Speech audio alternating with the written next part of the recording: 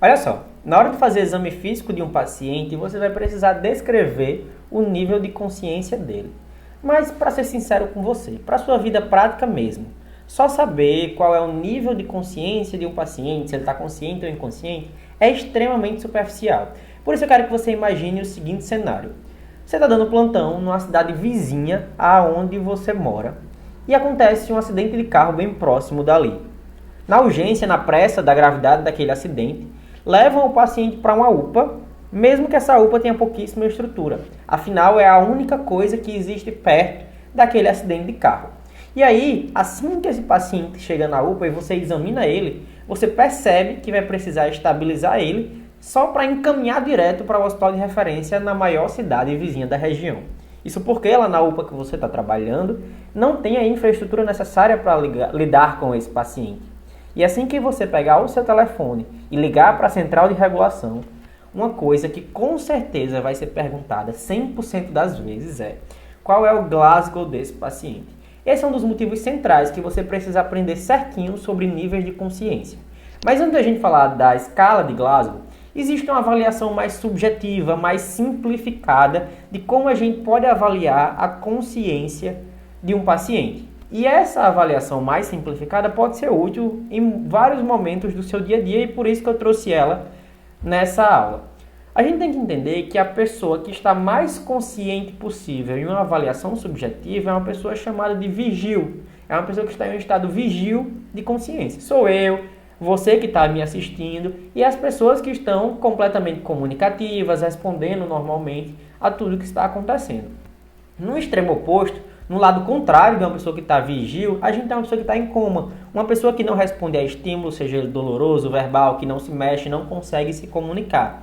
Mas percebe que entre vigil e em estado comatoso, a gente tem algumas outras coisas que não são exatamente completamente consciente nem completamente desacordado. Então vamos dar uma olhada no que é que existe no meio dessa escala.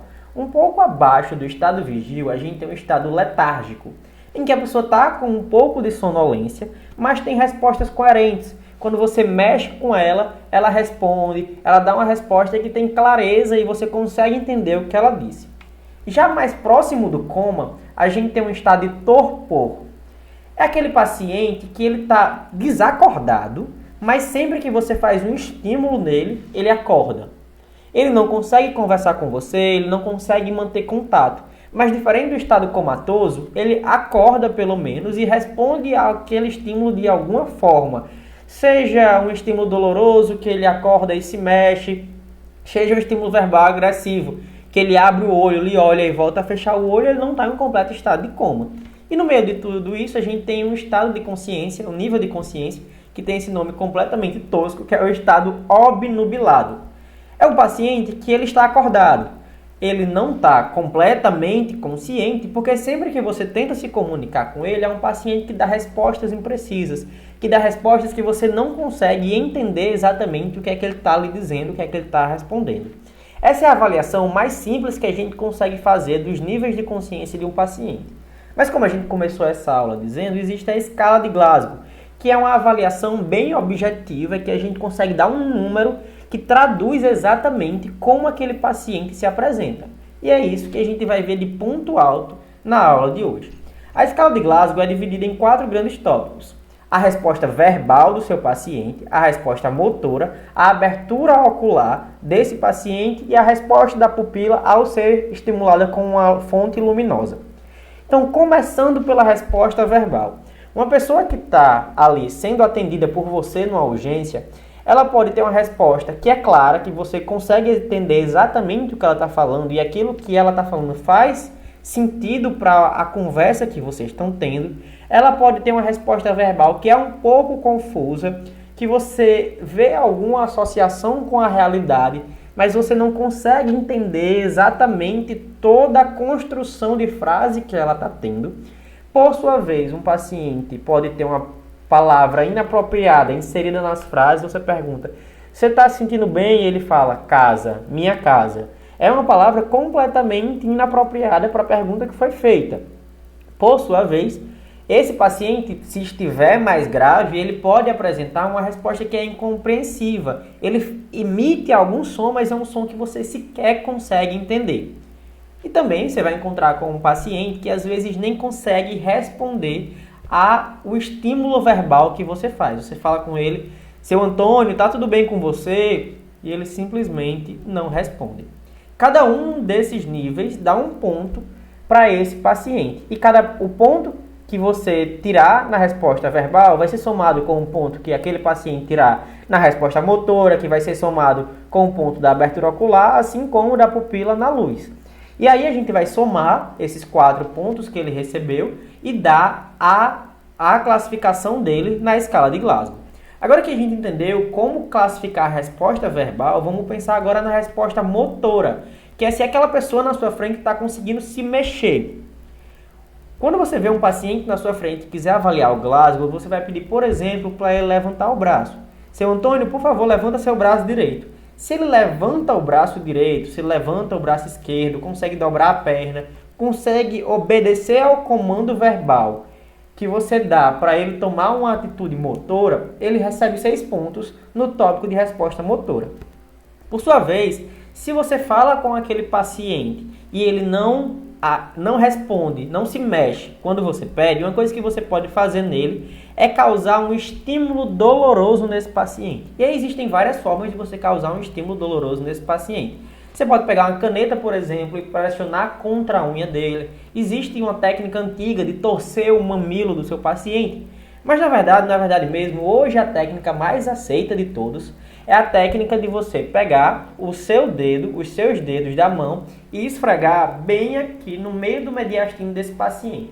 Você faz esse movimento para cima e para baixo, esfregando a ponta das suas falanges bem no meio do mediastino do paciente. Isso gera uma dor muito significativa e como esse paciente vai reagir a essa dor, a esse estímulo doloroso, vai te ajudar a classificar ele na escala de Glasgow. Então vamos dar uma olhada. Se na hora que você faz o estímulo doloroso, ele vai com a mão e com o olhar para o canto em que você está fazendo a dor, isso significa que ele localizou a dor. Ele sabe exatamente aonde é que está doendo e ele conseguiu ir até aquele canto da dor lhe impedir de continuar causando dor nele. Já se o paciente não localiza a dor, só reage com muita avidez a um estímulo doloroso, batendo em você, ele empurrando, fazendo qualquer coisa para que aquela dor pare, é o que a gente chama de retirada da dor. Ele faz de tudo para que aquela pressão que ele está sentindo pare de acontecer. Nesse estágio, a gente dá 4 pontos para esse paciente. Já pode existir uma situação em que ele nem localiza, nem retira a dor, mas ele se mexe. E na hora que ele se mexe, ele pode ter uma resposta que é flexora, de dobrar para dentro todas as articulações dele, ou ele pode ter uma resposta extensora, de colocar para fora a perna, os braços e se esticar todo. Esse é um paciente que está com algum grau de comprometimento das funções cognitivas, do processamento da dor, e tem essa resposta ou flexora ou extensora. Sendo a extensora uma das respostas que mais mostram que ele está em um grau danoso de vida. Ele está ali com a vida extremamente em risco. Só não é mais prejudicial do que um paciente que está sem resposta, que você faz o estímulo doloroso e ele sequer se mexe quando você faz esse estímulo doloroso. Então a gente viu resposta verbal, viu resposta motora. O próximo ponto a ser avaliado, para a gente dar um número numa escala de Glasgow para esse paciente, essa é uma avaliação que você faz em menos de 5 minutos, é a abertura ocular. Você vai para o seu paciente, se ele já abriu o olho e olhou para você, a gente considera essa abertura ocular espontânea. Então esse paciente ganha 4 pontos. Por sua vez, se quando você fala com a pessoa e ela abre o olho e olha para você, a gente considera essa abertura ocular uma abertura ocular que aconteceu por causa de um estímulo verbal. Já pode ser que você fale com o seu paciente e ele não olhe para você, mas quando você gera um estímulo doloroso nele, aí ele abre o olho e olha para alguma coisa, pode ser para você, pode ser para as pessoas que estão ao redor, pode ser para onde a dor está acontecendo. A gente chama essa abertura ocular ocorrida pelo estímulo doloroso, e aí o paciente pontua 2 pontos. Por sua vez, se o paciente não consegue abrir o olho, a gente tem um paciente sem resposta de jeito nenhum e ele pontua apenas 1 ponto. Percebe que até agora nenhum paciente tirou zero? Aqui na abertura ocular a gente tem espontânea, estímulo verbal, estímulo doloroso, sem resposta, pontuando de cima para baixo, 4, 3, 2, 1.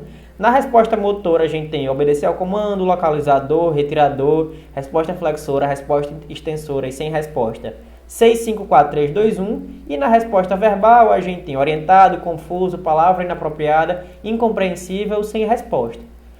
5, 4, 3, 2, 1 de cima para baixo. Percebe isso? Então, até agora é impossível um paciente tirar zero na escala de Glasgow. Até agora é impossível. Mas aí vem a pupila na luz.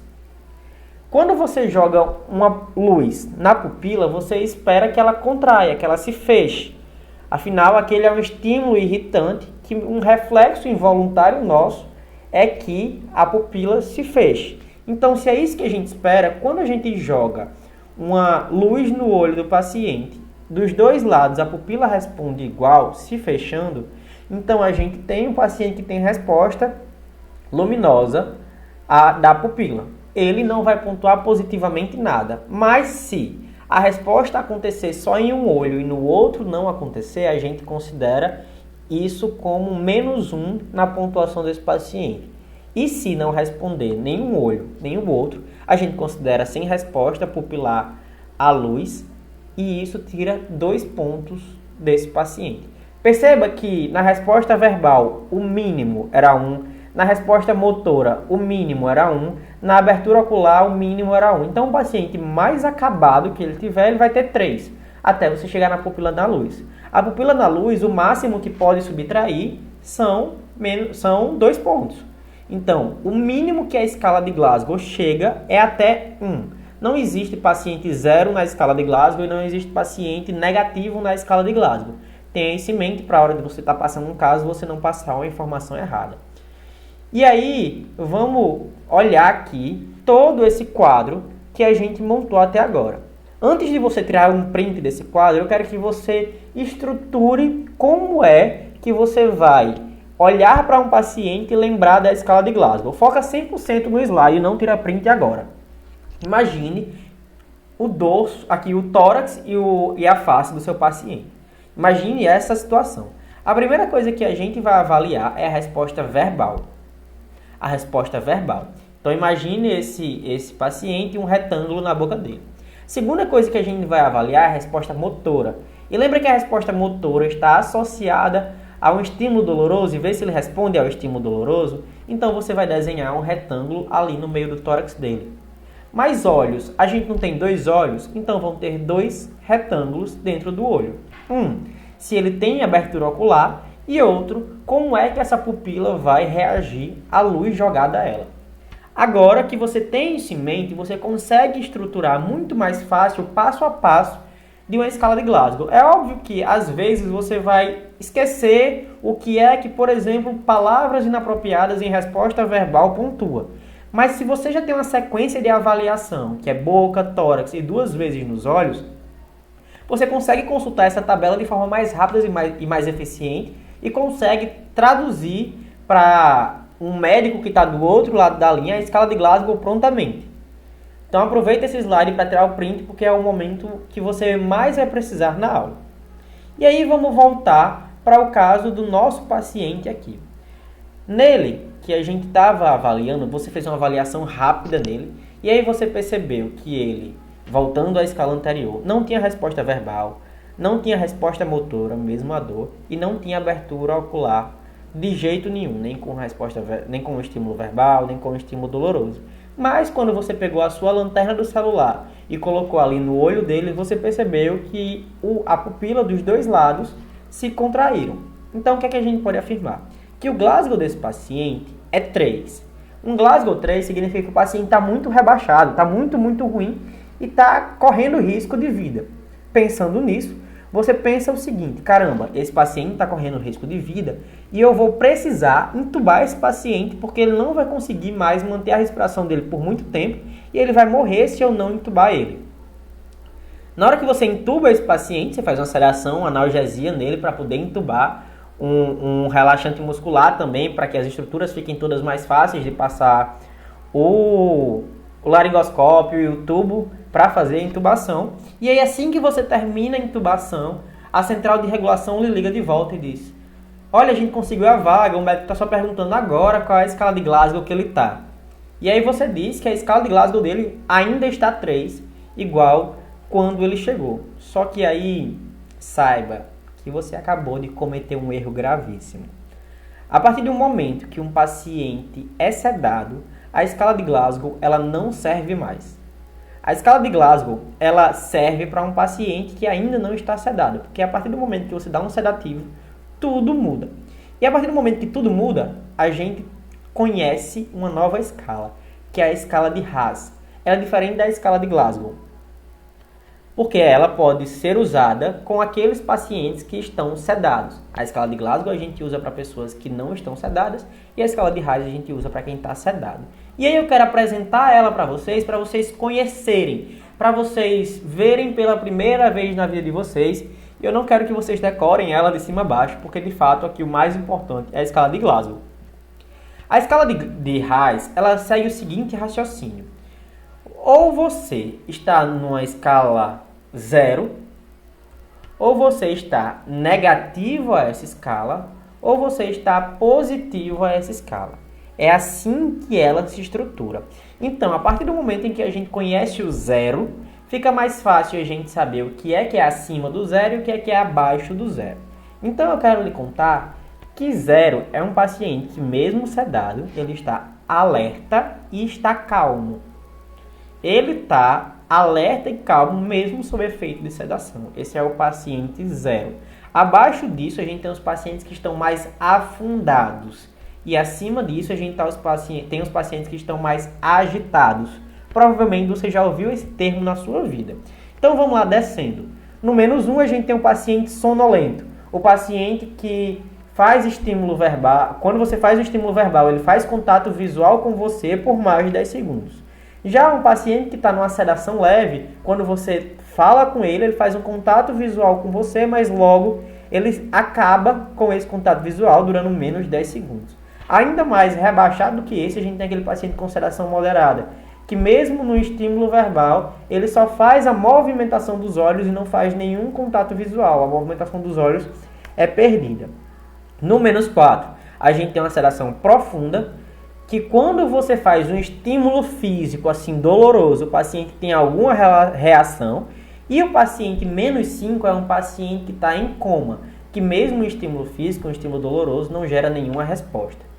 Eu não estou detalhando e explicando cada um desses tópicos, porque como eu falei para vocês, eu só quero que vocês conheçam pela primeira vez a escala de Haas. E saiba que ela existe e você pode pesquisar ela na internet, caso você não possa aplicar a escala de Glasgow.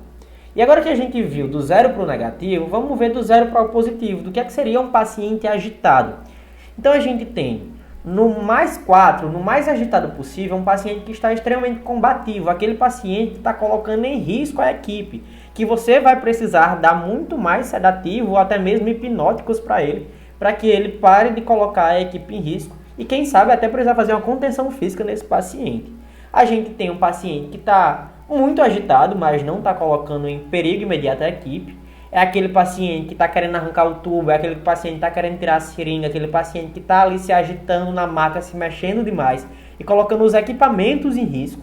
Por sua vez, o +2 é o paciente que está agitado, tem alguns movimentos intencionais frequentes, se mexe um pouco, mas não extremamente agitado, assim, ao ponto de colocar em risco alguns equipamentos.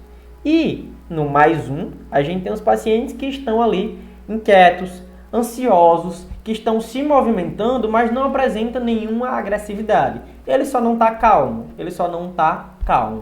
Essa é a escala de Haas. Se quiser tirar um print para guardar a hora é essa.